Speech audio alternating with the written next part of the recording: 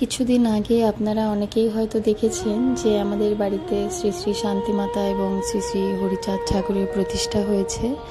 তো যেহেতু নতুন বছর পড়েছে এবং নতুন বছরের এটি প্রথম বুধবার, আর বুধবার আমরা জানি শ্রীচাঁদের জন্মবার।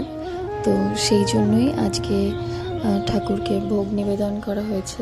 ভোগে আছে 5 রকমের ভাজা, সবজি, ডাল, চাটনি, সাথে আছে মিষ্টান্ন, আর আছে আম আর দুধ।